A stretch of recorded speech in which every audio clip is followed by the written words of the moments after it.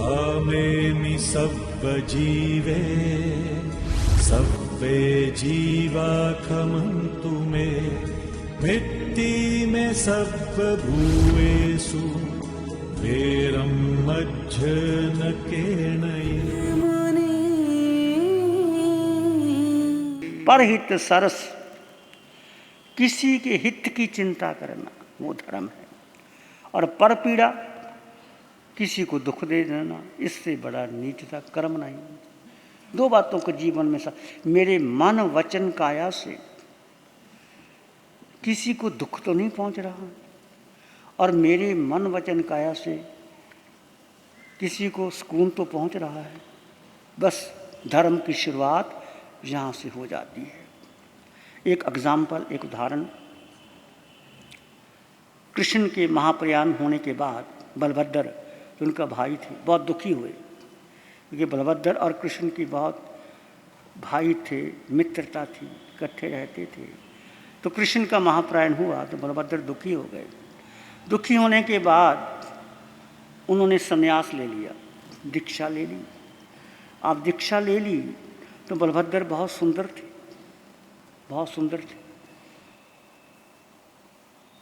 तो भिक्षा लेने के लिए गांव में आते थे, भिक्षा लेके जंगल में चले जाते थे। पुराने ज़माने में कोई कंदराओं में, गुफाओं में, बगीचे में ठहरते थे। भिक्षा, एक टाइम की भिक्षा होती, कभी आके चले जाते, कभी मिलती, कभी नहीं मिलती, क्रम चलता था। और उनका पारना था, वो भिक्षा के लिए जा रहे थे। कुछ युवतियां एक कुएं पर बैठ करके पानी भर रही थी, और बलभद्र मुनि को देखा तो आपस में चर्चा करने लगी, देखो कितना सुंदर है, जवानी में दीक्षा ले ली। ये कोई उम्र दीक्षा लेने की थी? लोग ऐसे ही कर्म बंद कर लेते हैं। उन्होंने दीक्षा ले ली, संयम का पालन करते हैं, परंतु कुछ लोग उसमें भी क्या करते हैं, अंतराय डाल देते हैं, कर्म बंधन कर लेते हैं। एक ही उम्र थी दीक्षा लेने की, घर में रहना चाहिए था, बूढ़े होकर दीक्षा लेती। बूढ़े होकर दीक्षा ली जाती है क्या? कोई लाखों में एक व्यक्ति निकलता है जिसकी धर्म की श्रद्धा होती है। धर्म की श्रद्धा नहीं होती तो दीक्षा नहीं ले सकता। तो चर्चा हो रही थी, एक युवती ने बलभद्र मुनि को जाते हुए देखा तो उसको उसके रूप पर आकर्षित हो गई। तो वो पानी भर रही थी, छोटा बच्चा उनके पास में था। तो पानी कुएं में भरते हैं, आजकल तो ज़माना है नहीं, तुम्हारे घर में नल लगे हुए, टूटी खोली पानी आ गया। जितनी सुविधा आज, गैस का बटन दबाया रसोई बन गई। पहले कितनी मेहनत करनी पड़ती थी बहनों को, पाथी थापते थे, सरकंडे जलाते थे, अग्नि जलाते थे, कार्य करते थे। आज तो आवश्यकता ही नहीं। पर जितनी मेहनत पहले बहनें करती थी उतनी स्वस्थ थी। कपड़े धोती थी, चक्की पीसती थी, भोजन बनाती थी, सारा काम खुद करती थी और स्वस्थ थी। डॉक्टरों के पास जाने की जरूरत नहीं। आज बहनों को कुछ करने, वॉशिंग मशीन आ गई है, नौकर पास में है, रसोई में खाना बन जाता है, कुछ करने की जरूरत नहीं। और ज़्यादा से ज़्यादा बीमारियां शुरू हो गई। क्यों? क्योंकि हमने मन को कार्य नहीं दिया, देह को कार्य नहीं दिया। बुद्धि सोचती है, सोचती है, सोचती है, गलत कार्य में करने लग जाती है। तो आम तौर पर हमारी संस्कृति कहती है कि घर का कार्य स्वयं करना चाहिए, किचन कार्य जो भी है स्वयं करो, बच्चों को भी करवाओ। तो युवती ने उसको आकर्षित होकर देखा तो वो जो रस्सी उस बाल्टी को बांधनी है या उस घड़े को बांधनी है, उसके बजाय उसने अपने छोटे से बच्चे पर रस्सी बांध दी। और उधर से बलभद्र मुनि ने देखा, देखने पर देखा तो कहा, युवतियों ने कहा, ये बहन तू क्या कर रही है, देख जरा। बलभद्र ने देखा कि यदि अभी मेरी दृष्टि ना जाती तो युवती इतनी व्यामोह हो गई थी मुझको देख करके बच्चे को डाल देती। कई बार आप देखते हैं कि आपको इतना ख्याल ही नहीं आता कि क्या कार्य हो जाता है, मन वचन उसमें लग जाते हैं। तो जब बलभद्र ने देखा कि मेरे रूप के कारण इस युवती ने बच्चे को कुएं में डाल देना था, बच्चे की हत्या हो जाती, चलो आज के बाद मैं भिक्षा लेने जाऊंगा ही नहीं, जंगल में रहेंगे, तप करेंगे, कोई भिक्षा मिल गई तो ठीक, नहीं तो नहीं ठीक। महापुरुष किसी की गलती को भी अपने ऊपर ले लेते हैं। विचार कीजिए, अब बलभद्र मुनि की क्या गलती थी, परंतु उस युवती ने उस मुनि के रूप को देखा और मोहित हो गई, अपने बच्चे को उसमें डालने लगी। तो बलभद्र मुनि उस सारी बात का, कार्य का जिम्मेदार अपने लेते हैं कि मेरे कारण ऐसा होता है तो मुझे शहर में जाना ही नहीं, जंगल में रहना है। अब वो जंगल में रहने लगे। भोजन कौन देता, कोई देता नहीं। बहुत समय बीत गया, काफ़ी दिन बीत गए।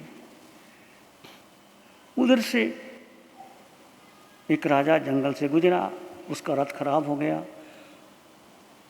उसने रथवान को बोला कि जाओ जंगल में लकड़ी काट के लाओ, रथ के पहिए को ठीक करना है। रथवान अपना भोजन लेकर के जंगल में जाता है लकड़ी काटने के लिए। उधर से एक हिरण को अवधि ज्ञान हो जाता है, जाति समन ज्ञान हो जाता है। पशु पक्षियों की पहली साधना के कारण जाति समन अवधि ज्ञान हो सकता है। तो हिरण को अवधि ज्ञान हुआ तो देखा कि मुनि तो बहुत दिनों से भूखे हैं, भोजन ही नहीं मिल रहा। अब वो भोजन कैसे दे, कौन उनकी भोजन कराए, गोचरी के लिए उनको बोले बुलाए, घर तो कोई था नहीं। हिरण उधर घूम रहा है। उसने देखा कि एक लकड़हारा भोजन करने के लिए बैठा। उसने अपना भोजन का बर्तन खोले और वो भोजन करने बैठा। हिरण ने देखा कि मुनि को भोजन नहीं मिला, प्रासुक आहार है। हिरण ने इशारे से मुनि का पल्लव पकड़ के उधर ले गया। मुनि ने सोचा क्या कारण है। जैसे जैसे हिरण उनको लेके गए तो उसी स्थान पर एक बहुत बड़ा वृक्ष था, उसके नीचे वो रथवान अपना भोजन करने के लिए बैठा है। उधर मुनि आ गया, उधर हिरण पास में खड़ा है। हिरण चाहता है कि ये मुनि को भिक्षा मिल जाए, रथवान दे दे। जब उस रथवान ने देखा, भोजन खोला कि अकस्मात मुनि आ गए, मेरा कितना बड़ा सौभाग्य है, मैं भोजन दे दूं। वो भोजन देने लगा। मुनि ने देखा कि शुद्ध आहार है, कोई देता तो शुद्ध आहार है। अच्छा, तुम भी, मैंने पहले भी बोला है, कभी बाहर जाओ, गाड़ी में जाओ, किसी जगह जाओ, टिफ़िन लेके जाओ तो ये भावना रखना, रास्ते में कोई मुनिराज आ गया, कोई बूढ़ा, कोई रोगी आ गया, उसको मैं पहले दे दूँ, फिर मैं भोजन करूँ। आपकी भावना को बहुत बड़ा पुण्य का लाभ होता है। अब तीनों घटना, व्यक्ति, समय आ गया, भोजन तैयार है, भोजन देने लगा, हिरण पास में है। मुनि ने अपना पात्र खोला। अचानक एक भयंकर तूफान आ गया और वृक्ष उन तीनों के ऊपर गिर गया। तीनों की ही मौत हो गई। मुनि, रथवान, हिरण। दान दिया नहीं गया, लिया नहीं गया। वो देने की तैयारी कर रहा है, वो लेने की तैयारी करता है। और हिरण की भावना है कि उसको मिल जाए। मर करके तीनों पांचवें देवलोक में जाते। कहाँ जाते हैं? इतना बड़ा लाभ होता है, कोई दान दे रहा है, तुम पास में खड़े होकर के एक मंगल कामना करते हो, भला है उसका जो दान दे रहा है, मैं भी होता तो देता। एक हिरण पशु ज्ञान होने के बाद वो भावना रखता है। मुनि को प्रासक आहार मिलता है और वो देना चाहता है। तो 5वें देवलोक में गए। 5वां देवलोक में जाना कितनी करनी पड़ती है। ये है श्रद्धा, भावना, आस्था, प्रतीति, रुचि। रुचि रखो धर्म के प्रति, श्रद्धा रखो धर्म के प्रति, श्रद्धा रखो दान के प्रति। कोई अच्छा कार्य हो रहा है तुम्हारे लिए, तुम निमित्त बन जाते हो।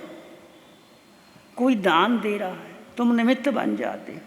इस चतुर्मास में कितने बड़े आयोजन हो रहे हैं। तपस्वियों का सम्मान हो रहा है। अब कल सम्मान हुआ, कितने लोगों ने सम्मान में अपना हिस्सा लिया। क्या वो भागीदार नहीं है? क्या उन्होंने कर्म नजरा नहीं की? एक छोटी सी बालिका मेघा ने 16 की बोली ले ली। तुम्हारा भाव नहीं आया 16 की बोली लेने का? तो ये मैं भाव की बात कह रहा हूं कि कोई मैं तपस्या नहीं कर सकता, उसका अनुमोदना करना कराना अनुमोदना, मन से, वचन से, काया से, तीनों का लाभ बराबर होता है। तो ध्यान रखना। इसलिए भगवान महावीर की वाणी कहती है, देता भावे भावना, लेता करे संतोष। देता भावे भावना, लेता करे संतोष। वीर कहे सुन गोयमा, दोनों जैसे मोक्ष। देता भावे भावना, लेता करे संतोष।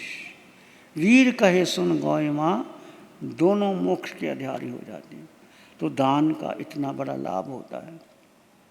अपने जीवन में बहुत अवसर आते हैं जहाँ हम किसी की निंदा करके कर्म बंधन कर लेते हैं। उसकी अपेक्षा अपनी निंदा करें और उसकी प्रशंसा करें, अनुमोदना करें। देखो कितना अच्छा कार्य कर दिया, कितनी समाज की सेवा कर दी, कितना तप कर लिया, कितना शील का पालन कर लिया।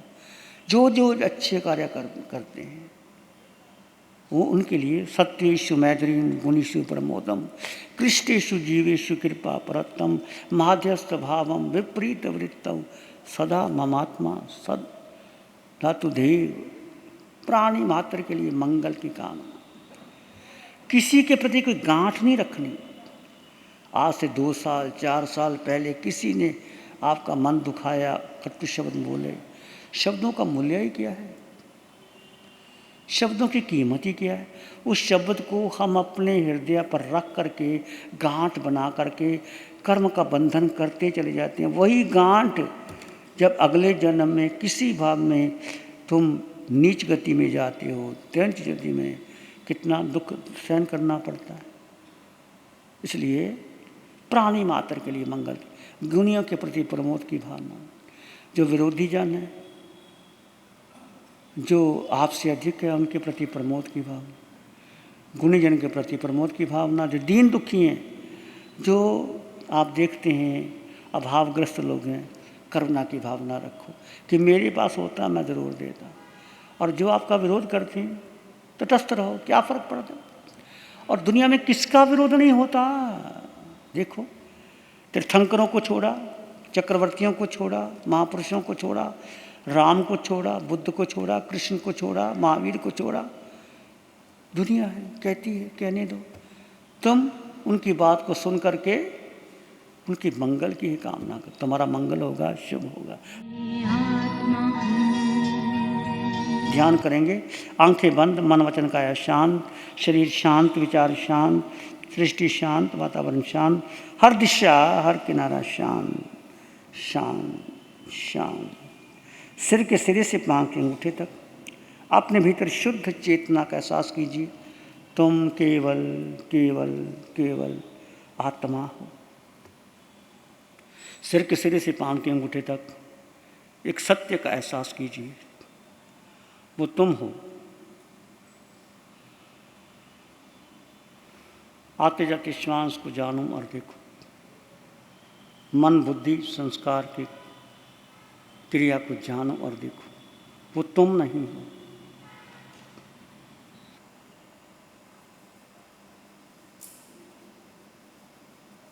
अपने भीतर मंगल भावना रखें।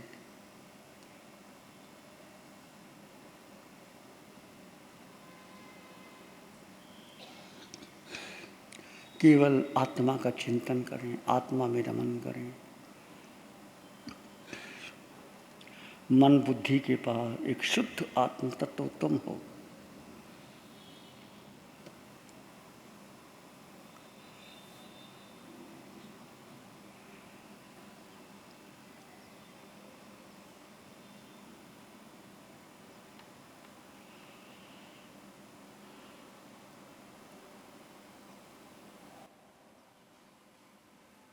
चित हमारा शुद्ध हो, सद्गुण से भर जाए।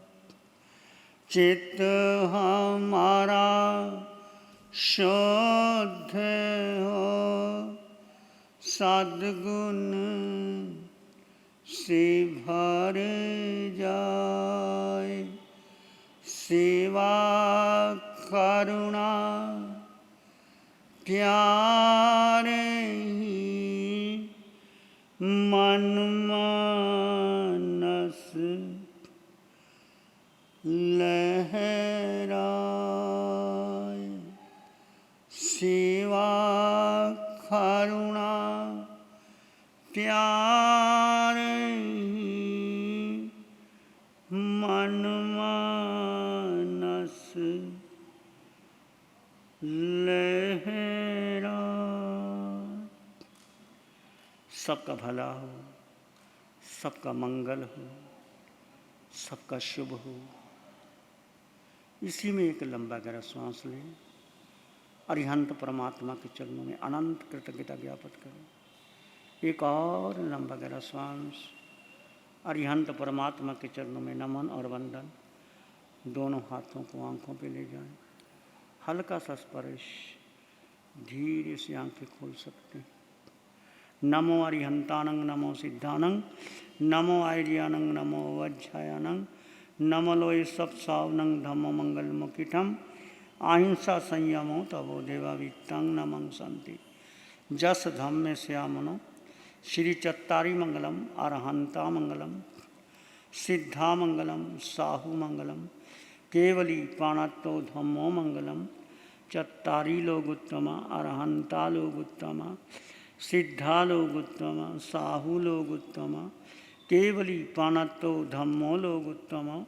चत्तारी शरणं पवज्जामि, अरहंते शरणं पवज्जामि, सिद्धे शरणं पवज्जामि, साहु शरणं पवज्जामि, केवली पाणत्तं धम्मं शरणं पवज्जामि।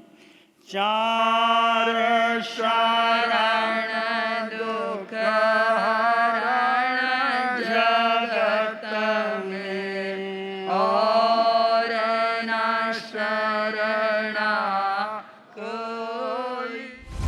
आत्मध्यान दिवस का होगा महायज्ञ। विश्व भर में हजारों शहरों में लाखों लोग एक साथ करेंगे आत्मध्यान।